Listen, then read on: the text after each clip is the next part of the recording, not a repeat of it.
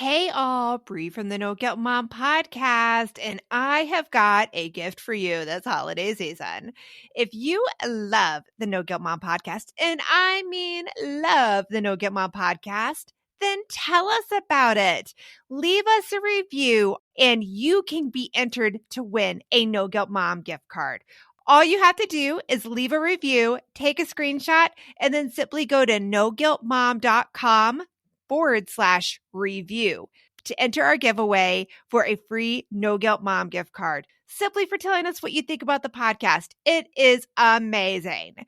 But don't delay. Get right on this, as we're going to be giving away that No Guilt Mom gift card on December 21st. So get right on over and visit noguiltmom.com/review. Welcome to the No Guilt Mom podcast. I am your host, Joanne Crone, joined here by the lovely Bree Tucker. Why, hello, everybody. How are you? We have such the story for you out there in podcast land today. Oh my goodness. Venus Griffin, Bree. Venus Griffin. Her story. Okay, so first of all, when she came on our radar, her story alone, just a very short, I would call it a pitch, was riveting. Then, we see her on, what was it? The People of New York, the Instagram. Yeah. Yes. You read that, and Instagram is such small little morsels, but reading that, I was just jumping slides. Oh my God, tell me more. Tell me more. It's one of those, what is going to happen to you next? What is going to, because all of the struggles that Venus has gone through, and you'll hear it in her story, those struggles I feel like would take me out for a significant portion of time. But she made it through. What she was able to do and how she got through it is really inspirational. So we're excited to introduce you, if you don't know her already, to Venus Griffin. She's a single mother of 7. Author, award-winning real estate agent, and she's a national motivational speaker. She currently is in Augusta, Georgia, and we hope you enjoy our conversation with Venus. You want mom life to be easier. That's our goal too. Our mission is to raise more self-sufficient and independent kids, and we're going to have fun doing it. We're going to help you delegate and step back. Each episode will tackle strategies for positive discipline, making our kids more responsible and making our lives better in the process. Welcome to the No Guilt Mom podcast. Welcome, Venus, to the No Guilt Mom podcast. We are so excited to have you on here and to be able to talk about your story and what you overcame. So welcome. Thank you. Thank you for having me. I'm excited to be here. So I am so interested in everything that you have overcome, because the way I see it, it's a fear that I have in me as a mom, and having my husband be the primary breadwinner of our home and me being the primary caretaker. Yeah. So 10 years ago, you had everything pulled out from under you. Can you tell us what happened? Yes. Well, first I'll start by saying, if you had told me 10 years ago that I would go through what I've gone through, I would have said there's no way I can do it, because I was a stay-at-home mom of 6 children, ranging from 1, 3, there were 1, 3, 9, 11, 13, and 15.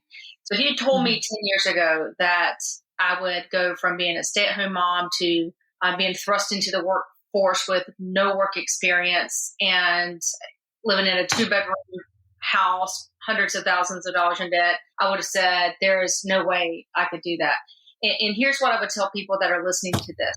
God doesn't give you the grace you need to get through really horrific things before you need it, but he gives it to you when you need it. So just know that no matter what happens to you, no matter what you're going through, that as long as you do your part, because you do have to do your part, that there's really nothing that you cannot get through and thrive from. And that's why I share my story, because I want women especially hope that it doesn't matter what happens to you. It doesn't matter what you come from, that you can get through anything with hard work and determination, forgiveness. And for me, I'm very spiritual. God is a big factor in my my success and walk in life. So I guess if you want me to start from the beginning of the story, I was a mom, 6 children, and I decided we had my children through a donor sperm, and we had artificial insemination to conceive all of them. I never thought I would be a stay-at-home mom when I was young and, graduated from the University of South Carolina, but also I never thought we would have fertility issues. And once I went through fertility issues with my children, it took me 8 inseminations to conceive my first son. And when I had him, my life changed. When you struggle and you think you're never going to be a mother, and that doesn't actually have to mean birthing the children, but just in general, when you want a child and you think that's not a possibility, and then you're given this beautiful miracle, your perspective on life changes. So I shifted from wanting to get my master's in law degree to, I just want to be the best mom that I can be to these children. And I devoted my life to my family. And I was married nearly 20 years before the rug was pulled out from under me. Mm-hmm. And just to preface my values and my commitment to my children, I grew up in a very dysfunctional family. I had a wonderful mother who I loved dearly, but she struggled with mental issues, prescription drug issues, and she was a severe alcoholic. And one of my first memories, I was a small child watching her fingernails. If they were to turn blue, to call 911 because that meant she weren't breathing. And so I navigated. That's a huge responsibility as a child to take on. Yes. And I navigated through childhood I was always scared, and I never wanted anyone to know that I was different. I would come home in the winter, and I remember we would have blankets over the doors to keep this one room warm. And I would never bring anyone to my house because I was in fear of judgment. And I desperately wanted just to be like everyone else. I just wanted, to have that family, to have that stable place, that place to fall. But, when you walk in your kitchen and you see hundreds of roaches when you turn on the light switch, that's not something you want to bring people around. So I navigated through that. And, in my mom's defense, she had a kind of a hard childhood herself. She married at 15 and had 3 children and was married to an abusive man. And so she did the best she could do with the tools she had. So I don't have animosity or bitterness towards her. However, it affected my siblings and I greatly. My brother was sentenced to maximum security prison when he was very young. I watched him going in and out of boys' homes because what I've learned is within life, you can repeat the patterns that you've learned and say, this is what I was exposed to, or you can choose, even if you don't know what's better or different, you can choose to try to find a better solution than what you're seeing, because I think we all have the ability to know right is right and wrong is wrong. And I think sometimes we use our past as an excuse to not do the right things. My sister was a beautiful person, but she repeated those same patterns that my mom did. Last time I saw her was probably 20 years ago, and she was in a state mental hospital and with the same addictions that my mother shared, and lost her small children. And so we haven't seen her, in 20 plus years. And so I was determined. I didn't really know what a healthy family looked like, what life was like, but I knew what I didn't want. And so I started just looking around at people that I wanted to be like and seeing what they did differently. And the main thing that I saw was they were educated. And so I set on a path to, I was on my own at 15, living with friends. I literally was on the verge of homelessness a few times, and figured out if I could get to college and I could make my way there. And so I changed high school 7 times in 3 years. I graduated a year early, and I went to the University of South Carolina, where I met my husband. And I worked 2 jobs to put myself through school. And I just remember thinking I was really happy.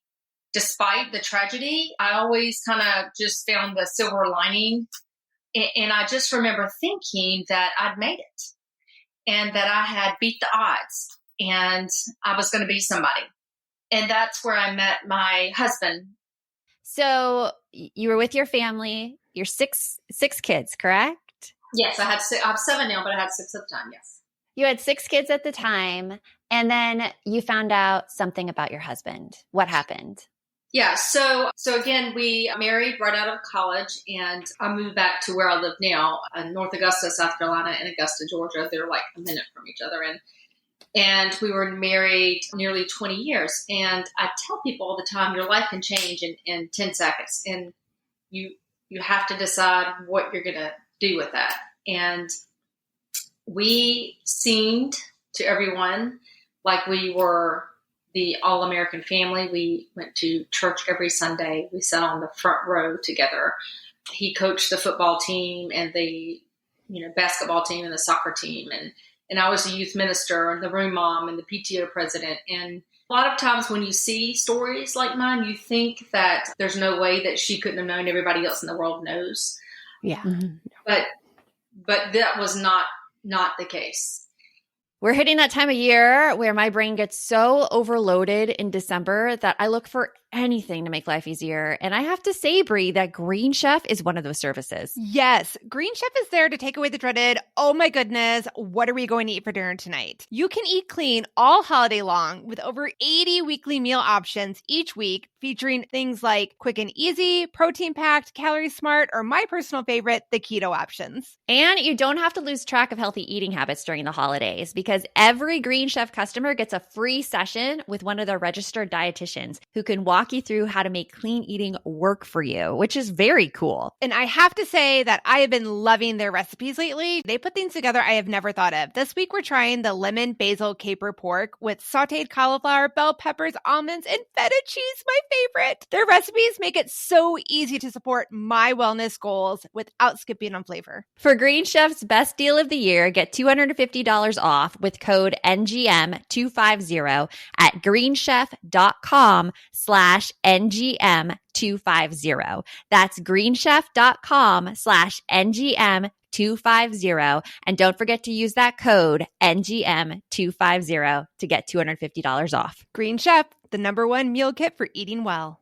Hey, Brie here, and I wanted to share one of my favorite gifts to give during the holiday season, a Storyworth book. It is the most amazing gift ever. Storyworth is an online service that lets you create a special and unique gift of someone's story. I've given Storyworth books to both of my parents, and it has been their favorite gift, hands down. And did I mention it is so easy? Storyworth emailed my parents questions every week that I handpicked from their massive list of questions that they have. All my parents had to do was open their email and answer them. That easy. I asked my dad questions like, did you have any rules that you set for yourself as a parent, which you immediately broke? And he did. I even asked both of my parents, are you more like your mom or your dad? And they shared a lot of really amazing qualities that I didn't know about my grandparents at the time. Then at the end of the year, Storyworth compiles all of their answers, puts them into this gorgeous book that covers everything. My parents love showing us their books, and I personally love getting a chance to read them. With Storyworth, I am giving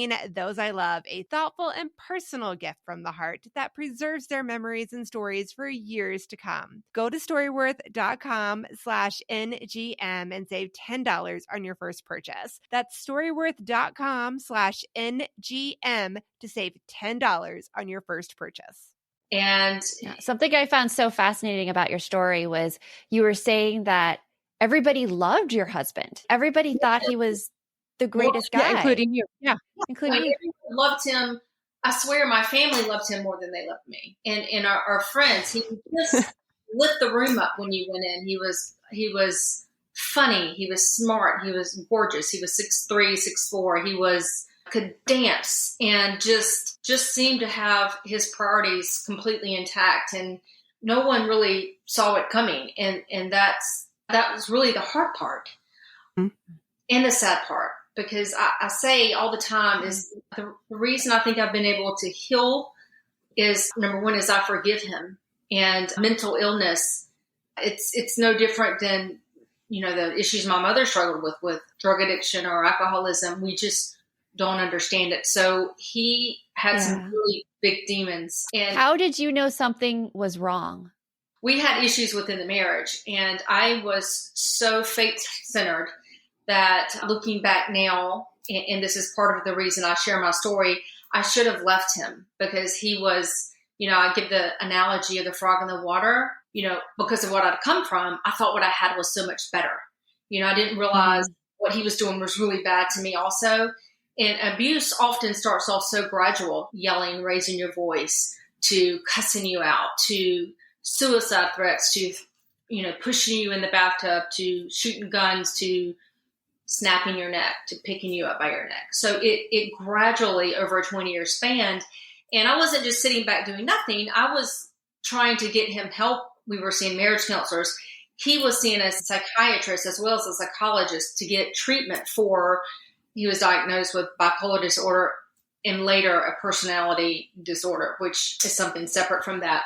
But again, looking back, I should have left. And that's where I share responsibility for what's happened to me and to my children, because I am responsible for what our family's gone through. And can I add one thing to that? What you're saying really resonates with me, both from my own experience with my first husband, but also, and not to the degree that you've had, but still thinking that if you just love them enough, if you just give them enough support, they're going to come around to the person that either they were when you first met them, or that you feel like they had the potential to be. And when you have children with them, it's the whole, like, I want my kids to have the father that they deserve, that I know you can be. And if I love you enough, I always blame it on 80s movies. I watched too many 80s movies and thought that if I just loved him enough, he would change.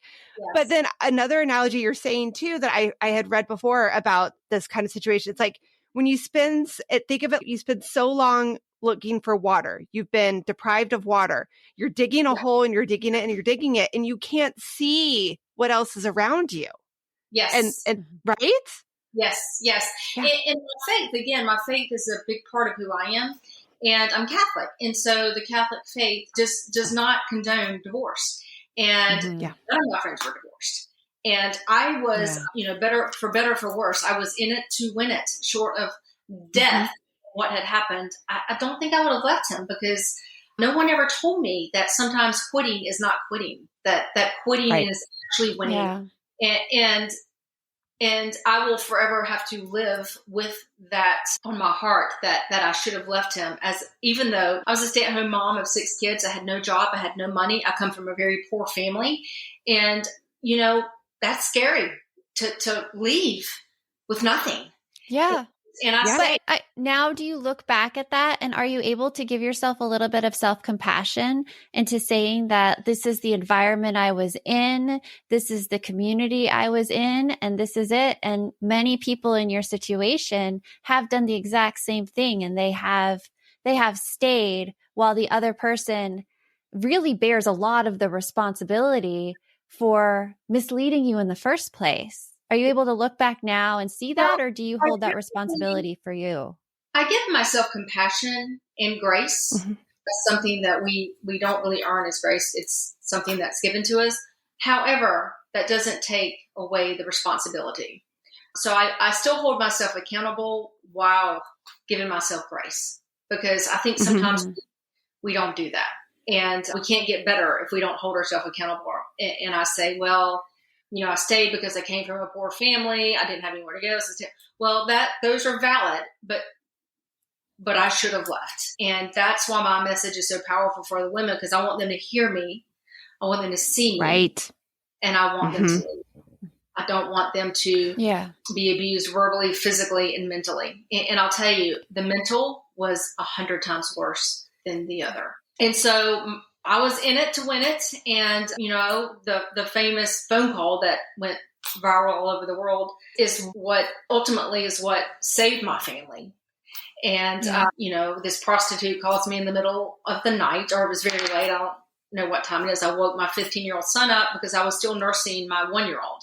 And I just said, John, please just, watch your brother and your siblings, and I'll be back as soon as I can. And I'll never forget driving down to meet this prostitute at this hotel off of Washington Road. And the whole time, which can I just say, how did you do that? I shake just hearing this story about hearing this person on the other end of the line calling you in the middle of the night, saying something that is so life-changing. and in a very bad way, and then getting in the car and driving to meet this unknown person, like that right there takes an immense amount of strength. Well, I'll tell you. So she calls, she says, "You don't know me. My name is so-and-so, and I'm calling to tell you what an awful man you've been married to. He's been cheating on you for years with prostitutes. I've got everything you need to know, and I just want you to know what a bad person he is." And so I respond, and I'm like, first I'm thinking this is not true, but I'm like, "Can I meet you?" I'm just curious by nature. And I'm like, I'm not stupid. I don't ever want to be that woman who gets all the signs but doesn't do anything with it. So I was curious enough to say, "Can I come meet you?" But I was naive enough to not really think. I was thinking I was going into something other than what I was going into. I still believed in my husband's innocence, despite his issues. I didn't think he was a cheater. I didn't think he'd had this double life for all these years. So I guess God gave me the strength, and I am very confrontational, and that's good and bad. I just want the truth. And so I just, I just said, I'm going to go meet this lady and see what she has to say. And the whole time I'm driving there, I remember thinking, not one time did I think I was going to go there and find out that she was telling me the truth. I'm going there trying to save my husband and our family, and I'm going there to defend his honor. So, I knock on the door. She opens the door. She's a very young girl, and I'm thin, but she was very thin. She was fidgeting from head to toe. You could tell she was on something. And, one of the most powerful parts of my life was that meeting with her, because when I looked at her, you would think that I just would hate her, but I connected deeply with her. And I looked at a young girl, and I saw myself in her, and I felt compassion, and I felt a connection. And I said to myself, like, a woman doesn't do this to her body unless she has been really abused and traumatized herself. And so I think we were able to both connect, because when we left, she's hugging me, and I'm giving her $100 check that I told her she had to hold for, a week until it cleared, to get her back to where she needed to go.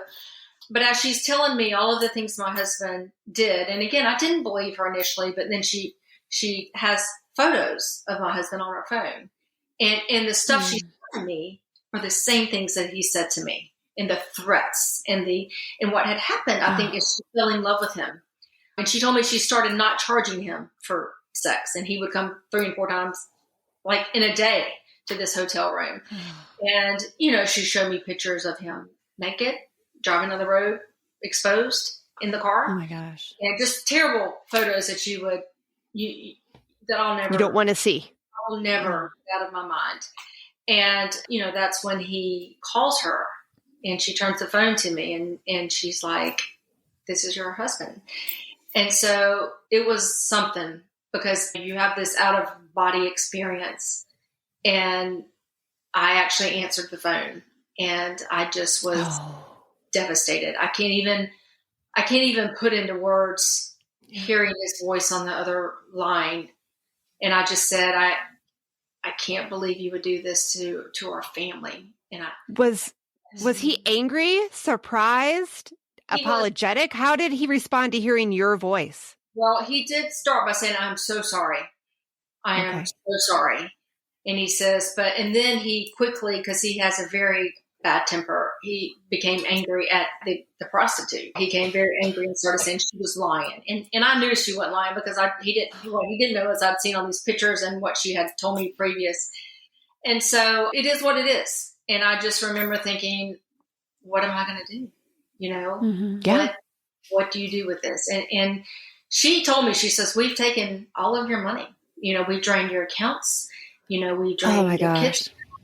And we didn't have a lot of money. My husband made, I don't remember, $50,000 to $80,000 a year. I mean, he didn't make much with 6 kids. It was not a lot. Yeah. But we could make it, and as happy as I thought I was. And I just remember thinking, what do you do with this? And I left, and I was driving back home, and I just remember thinking, okay, anybody can be a Christian and do the right things when things are easy, but it takes something to step up to the plate when things are ugly. And I made a commitment to myself driving down there. I'm like, like nobody just wakes up one day and wants to throw away their wife, who I knew he loved me in his own way, and these 6 amazing kids. I mean, we got this great family. And I just said, I'm not quitting. I know what I've been through. I know what I've already survived. And I'm not going to throw the towel in just because he cheated on me. And, adultery is difficult, but I think if you can work through that, I think you can have a very strong marriage. And that's what I was committed to doing when I was leaving there. Okay, he's got a problem with a sex addiction if he's having sex this many times with someone. And I'm not going to quit. I'm going to show the world that we can get through anything. And I'm going to be a rock for my children and show them what real forgiveness looks like, as long as, he did his part. And so from there, my husband's family, who is amazing, they sent him to Hattiesburg, Mississippi, to a sex rehab clinic. And he was there a few months for treatment. And that's when things changed, because part of getting clean with any addiction is owning it and asking for forgiveness. And I'll never forget riding on the airplane with my mother-in-law and saying to her, "Why don't you have any pictures of Trip playing football at USC?" And she's like, "What are you talking about?" I'm like, he played football. And she's like, "He didn't play football at Carolina." So I'm like, "What?" Wait, in 20 years, that's the first time that came up? Oh. Yeah. No, in 20 years, all of my kids went to the locker rooms. The community thought he was a big player at Carolina. He would tell people about plays with the coaches that he would have on the football, and how if they played with the same heart as he did, they'd win the national championship. Like this, I saw my whole life, and I'm like none of this happened. It's all a lie, He was lying to you the entire time. The whole thing was just it. It's just like something out of a movie. I wouldn't believe it if it weren't happening to me. You have your own Lifetime movie. You do. Yeah. Lifetime, if you're listening, we need to get Venus set up for her own movie. This is like, and you know what? Also, I'm just going to say, God bless you. I wasn't able to forgive from the adultery. I don't know. God bless you. You had way more kindness in your heart than I do. No, I don't think any of us are defined by the worst thing we do. And I think sin is sin. And I don't know how I would have worked through it, but I was willing to try and work through it until we were there and some other really awful things came out that he did. And again, I didn't believe that he did those things, but I didn't believe anything had just happened. So the hospital calls me and they gave him a lie detector test, which he failed. And they gave him a second one, and they said, he wasn't really cooperating. So they recommended we go to this place in Atlanta to take something called a specific issue lie detector that was 99%, accurate. And so he was such a good liar that he thought he could fail. He thought he could pass the lie detector test. His whole arrogant man, arrogance. He thought he could pass it. So he took it. And in both times when he failed the other two, he called me crying. Like, they're just, they're framing me. I didn't do this. And I swear to God, Venus, please, I love our children more than anything in this world. Please believe me. And so he agreed to go to this other place. And the guy says, Venus, I've still never met the guy. I don't know you. I've never met him. Everybody's innocent. I will tell you without a doubt if he's guilty of these things. And I'll never forget them calling me and the guy on the other line saying, he did it. He said he failed every question. And he said to me, if you sweep this under the rug, you will be at best an unfit mother. I will never forget that. And of course, that was a game changer because, right. Thank you, my children.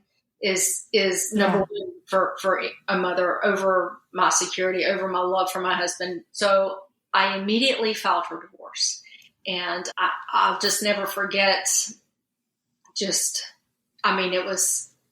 really it was one of the hardest things. One of the hardest. And so over the next few months, I called my pediatrician, and he says, Venus, because of the nature of what you're asking me to examine your children for, I have to report this to the Department of Social Services. And so, so he called the Department of Social Services, and they started this investigation on significant evidence, and they attorney and reported it. And then, of course, they started their investigation, and they arrested him. And he had a full jury trial, and over the next months, and he was convicted, and he was sentenced to 45 years in prison. So that was, oh my goodness, because that's so much. That is so much, Venus. And so I'll never forget driving home from the courthouse that day. And what was crazy is, like, I had to get up there and testify. And the whole time, Tripp is looking at his watch doing this, and the judge's like, sir, you can't speak to the witness. And he's like this. And I'm like, what is he talking about? And so then I'm like, oh my God, it's, here I am. It's like completely ironic, but it's our anniversary. And I don't realize that I'm up there, and he did some terrible things. But when you're married to someone that long, you still, your whole body is conflicted. I believed it, obviously, because I believed everything that had happened in the information. I knew it was true, but it's still, it's a weird place to be, because how do you love somebody who has destroyed your family and your kid? Yeah. And I remember coming home from the courthouse that day, and I'm like, how do I tell my kids that they'll never see their dad, because they didn't, they were sheltered from so much. They didn't really realize how bad the bad was, because I was really good at pretending everything was okay, And so I remember sitting them down in a circle, and I said to them, I said, you know what? I said, the first thing I'm going to tell you that we're going to do as a family is we're going to forgive your dad. And I said, we're never going to talk bad about him. I said, because no one wakes up, as I told y'all, and says, I just want to throw my whole life out the door. So we've got to forgive him and know that he is mentally not well. And I don't know what our future is, but here's what I promise you. As your mom, I am going to take care of you. And I don't know what that means, but I'm not going to lay this cross down for y'all to pick up. And I'm going to work every day to be the best mom I can be. And we're going to pull together, and we're going to be something, and we're going to get through this, and we're going to be stronger. This message is sponsored by Greenlight. It is so hard to raise kids who know how to manage money. Bree, right now, my kids are all about earning money for presents. My daughter wants to get presents for all of her friends, and my son is doing a Secret Santa with his friends. Oh, I hear you. And if you're looking to raise kids that are financially responsible, we have got a lifesaver recommendation for you that you need to check out. It is Greenlight. Greenlight is a debit card and money app made for families that gives kids and teens an easy and fun way to gain financial literacy, all while giving parents peace of mind. You can send instant money transfers, automate allowance, and even keep an eye on kids' spending with real-time notifications. Meanwhile, your kids can begin their journey towards financial autonomy by learning how to save, invest, and spend wisely. So sign up for Greenlight today and get your first month free when you go to greenlight.com/NGM. That's greenlight.com/NGM to try Greenlight for free. Greenlight.com/NGM. My son is playing a game right now on his computer where he's a thief and the cops are after him. So I'm so excited about this new app, Give As We Grow, where instead of being the quote unquote bad guys, kids are practicing giving back. That is so cool, Joanne. I really wish that there was something like this when my kids were younger that got them excited about giving back to others and helped them build a better understanding of what it really means to volunteer. Give As We Grow is the first of its kind free educational mobile app for children ages 8 to 11 that teaches kids via fun, service-focused mini-game quests to tap into their unique talents and interests to help others. And did you know that studies show that there is a biological connection between generosity and happiness, and that volunteering improves people's physical and mental health? I mean, kids who volunteer typically do better in school and are less likely to engage in risky behaviors. And that is something that I think we all want for our kids. Ready to spark a new movement in generosity? Find and download Give As We Grow for free in the App Store for Android and iOS. And for resources for the whole family, visit giveaswegrow.org. And that's where my journey started. I just got my real estate license. I was living in a 2-bedroom. I had 6 kids. My baby was still nursing. I had 1 to 15. And my oldest son is, and if you read the article in Humans in New York, he was just saying he was 15. Yeah. He just stepped up and he helped me raise his brothers and sisters. He's helping with homework at nights. I'm working 70 hours a week. I'm cooking. And, I tell people it's the little things that set you apart. It's not the big things. And if you do the little things right, the big things happen. And I didn't know what to do. So I said, okay, the first thing I got to do to take care of my kids is to take care of myself. And we as women, we miss that. We think we have to do for our kid. And that makes us a good mom. And the reality is, if we don't take care of ourselves, we become severely depressed, we become anxious, we become out of shape, we become mentally unwell, and you can't take care of anyone. So I started running. I got up at 5 o'clock in the morning and I would run 5 miles every day. And I wasn't a runner. I would walk a mile, run a mile, or actually walk a minute, run 30 seconds. And then I built up to running 5 miles to half marathon. But I just knew, I researched, I was very nervous to take any medications. I take no medicines because I say I'm an addict waiting to happen, since my family are all addicts. And so I researched, and exercise was as effective, if not more, in many cases, of relieving depression, because I was so depressed. I could barely get out of the bed. I mean, I just really... How could you not be? Yeah. If I didn't have my kids, I just think that's amazing that you were able to see that you had just to take those really small steps from that part, because I think many people would have let that consume them at that time. But you started and you got out the door, and you didn't do it perfectly at first, the running. You did it the best you could. And I'm guessing that it improved a lot from there. Like how did your journey go from there? Obviously the first few days were the hardest, but how did it go from there? Well, it was all hard. It just wasn't hard the first few days, but here's what I know. I tell my kids, as long as you get up every day and you're trying to do better, even if you take a step backwards occasionally, you're going to get somewhere, because you're going to keep, 2 steps forwards, 1 back. I committed to, after I worked out, to taking my children to mass every morning before school. 1 year, I got all 6 children up, and we went at 7 a.m. mass Monday through Friday before school, and then again on Sunday, because I knew, and they hated it. They hated it. And I was just thinking that in my head. My kid would probably throw something at my head. It was nothing like you would think in a movie. We're getting up, going to mass. None of us were happy about it. But I knew that I couldn't do it on my own.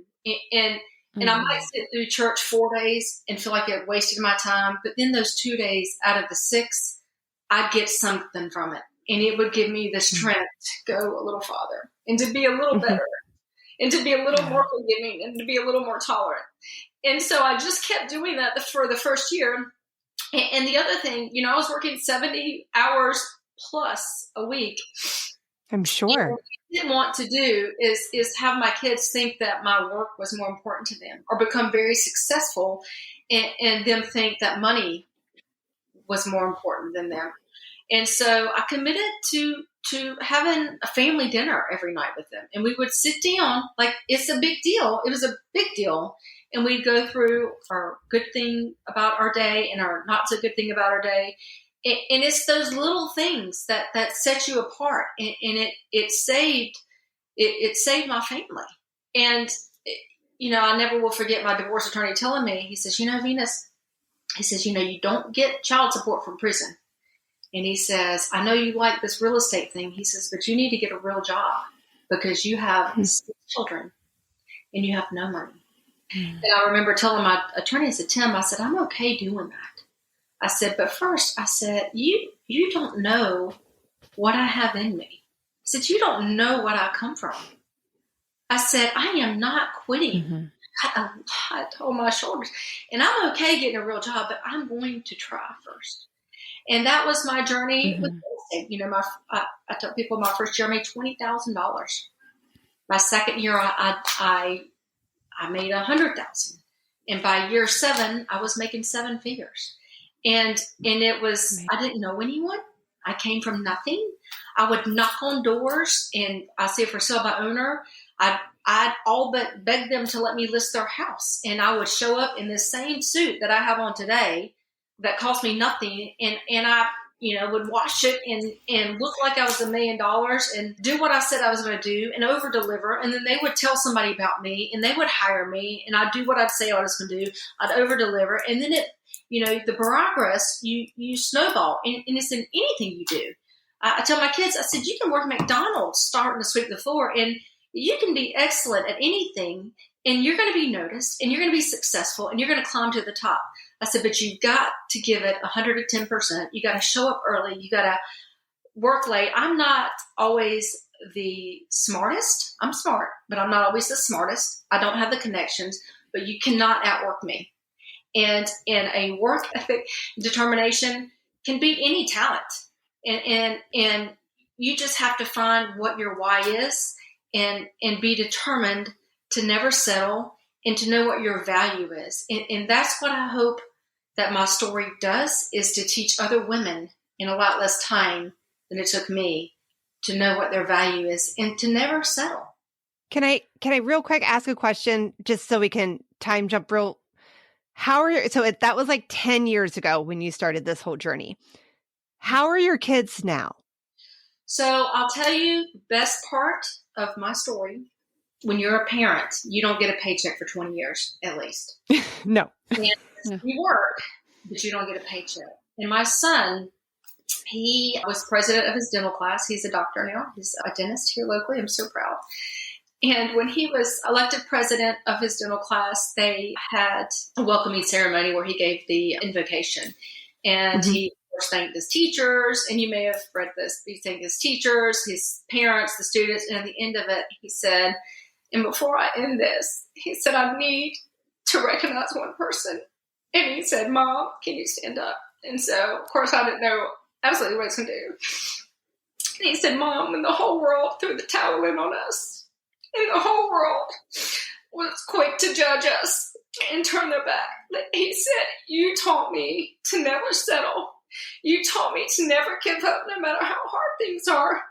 And you are the reason I will be Dr. John Morris, is because of the example you set for me. And that was the paycheck that I never could earn or deserve, is to hear my children validate the love and the commitment to my family. Because when it's all said and done, materialistic things, money, fame, recognition, none of that matters if you don't have a connection with someone, your children, your family, your friends, love. And now my kids are a long answer, but my son he'll be 27 next month. He is a dentist.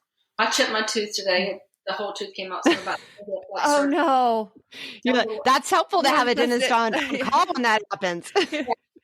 And so my 25-year-old, she struggled the most with her dad going away because she was a daddy's girl. And she had an unplanned pregnancy in college and got pregnant at 19 and had twins. And they are now 12 years old. And I tell people they were the biggest unplanned blessing that our family has ever had. And she just stepped up to the plate. She is super mom. She graduated 4 years with an accounting degree.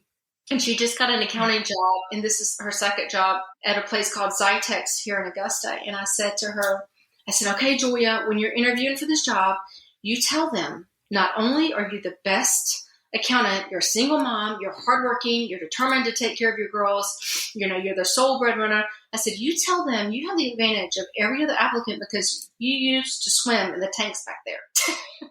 Because that's sperm. We got all of our sperm from this place, Zytex. So they laughed. Oh my God, that's so funny.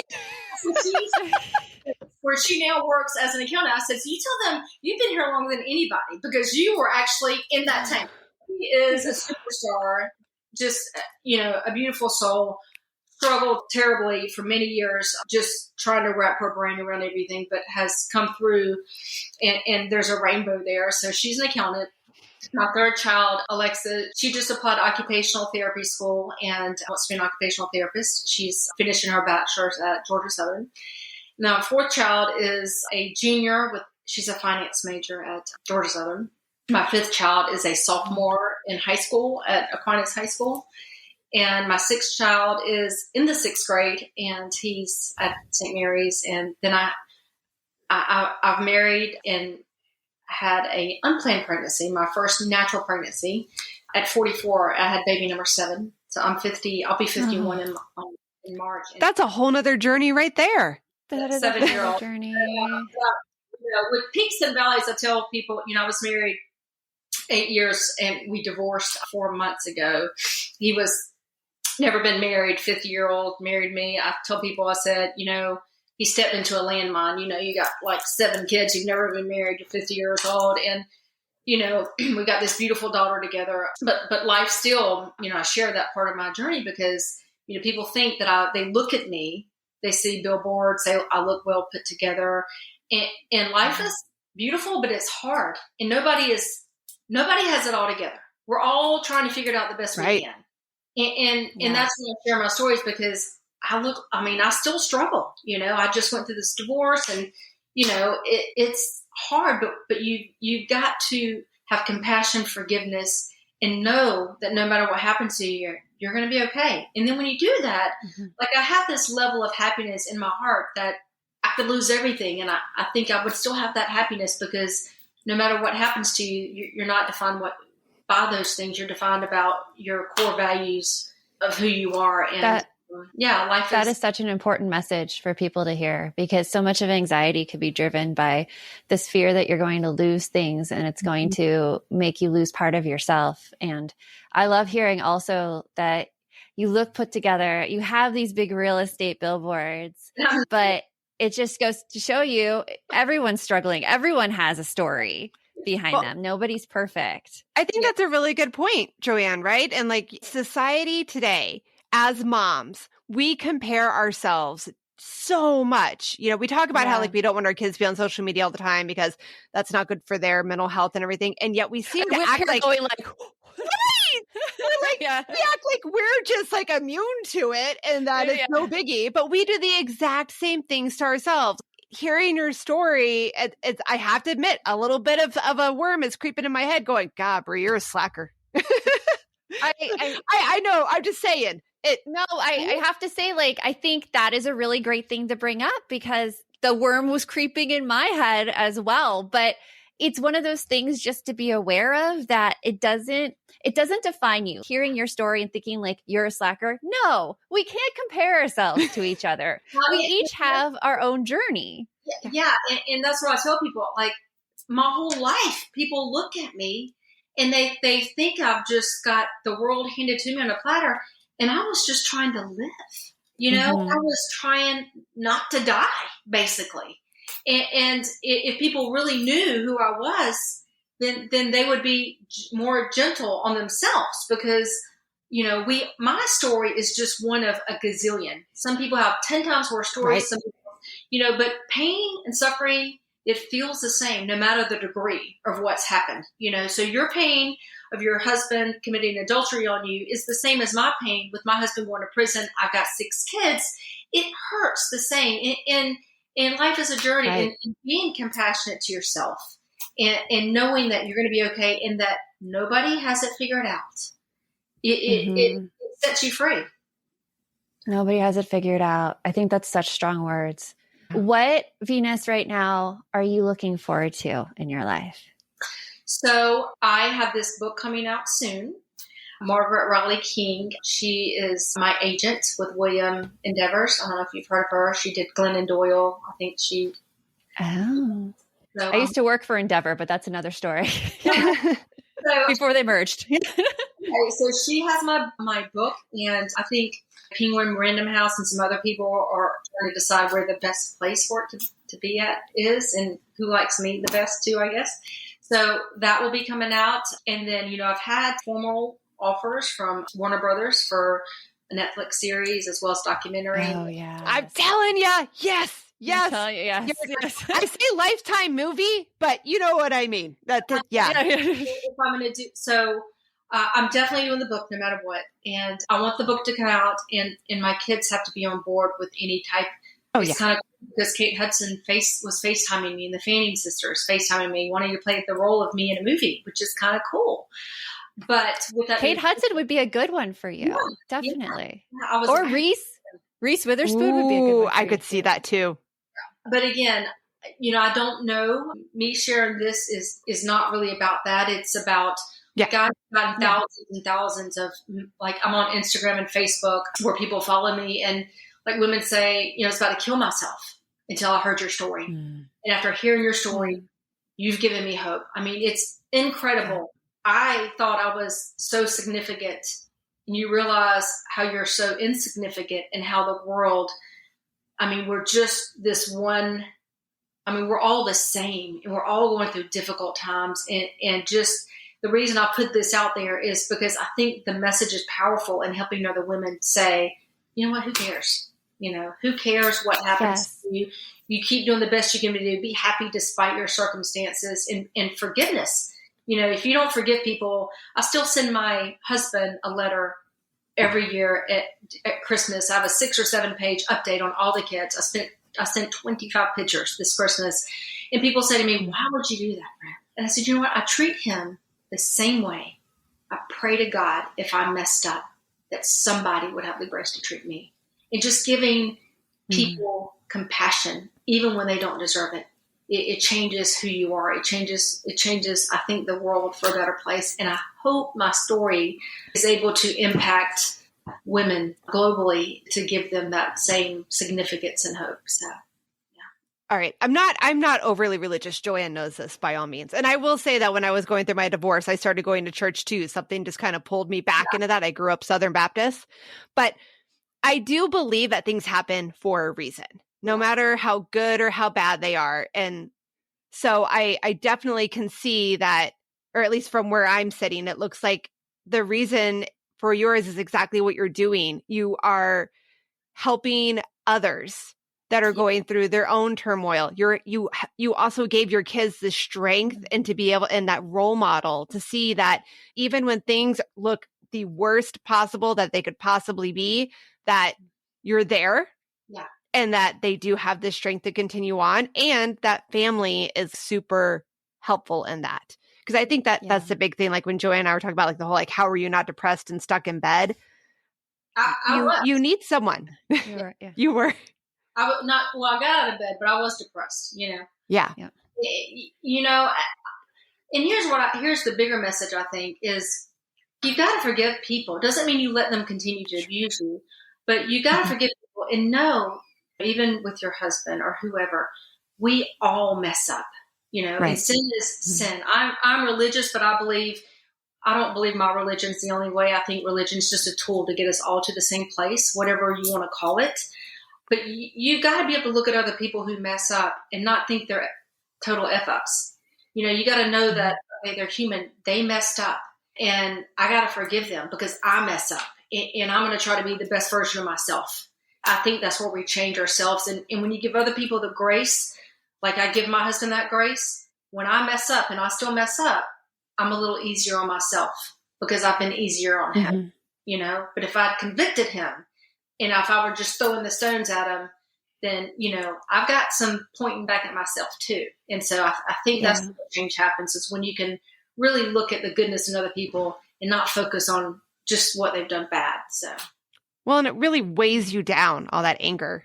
Yeah. Too. It does. What's the saying? It says anger at another person is like, or not forgiving another person is like taking poison yourself and expecting the other one to die because it really just affects you. Very good point. It's a hard thing to do. It's a really, really hard thing to do, forgiveness. And I mean, it's work in progress every day, I know for me, but Venus, your story is so powerful and thank you for sharing it with us. And we are going to share it now with our audience in the hopes of reaching other women and showing them that their situation has some hope in it. And there's always something you can take from a situation and use it to empower others and empower yourself. So thank you so much, Venus. Yes, thank you. So I'm all the feels after that. I know, like hearing her story, it just breaks my heart hearing all the things that she was going through while she was in it and her kids. Like, as someone going through a divorce as well, like that's the part that I feel like broke my heart the most when I was going through my divorce was that I knew that some of that stuff was hard for me and that I would have to deal with it, but knowing that it was going to be happening to my kids and that you can't stop it, you just have to like hope for the best and hope that that they're strong and that you're giving them enough love to make it through it's a thing. I think like she is such an example of strength and such an example that I think before meeting with her, and we mentioned this in the interview too, that I'd be like, oh my gosh, she's just going forward. And like, I feel like, what do my little problems every day have any significance based on what she's gone through, And I think it's a really common thing that we think when we see these stories, that immediately it goes to kind of shaming ourselves. And it doesn't have to be like that. Right. Not at all. We're all on different paths. We have to honor what we've been through. And she's been through a lot and she's come out the other side and she's still, I feel like she doesn't say her life is easy. It's still full of challenges. So that's just me admitting my own insecurities when listening to this story. So I think if anyone else has these, I'm sure you're not alone. And I think that that's true. Like we hear stories of people going through awful, difficult, I wouldn't say awful, challenging things in their life. And then we think to ourselves, well, how dare I feel upset or bad or stressed for my challenge when it's we all, like you just said, it's all valid what we're all going through. We all have our challenges. And I will say that it's very inspiring to hear her story and be like, okay, I can do this. I'm not going to say that I don't have a right for it to be hard, but I can do this. Yeah. I also want to break down and cry for her because of what she had to do on her own. Oh, if I could have jumped through our screen and given that lady a huge hug, I would have, because I'm all like, girl, bring it in. Yeah. Well, we hope you enjoyed Venus's story and took a lot from it. And remember, the best mom is a happy mom. Take care of you. And we'll talk to you later. Thanks for stopping by.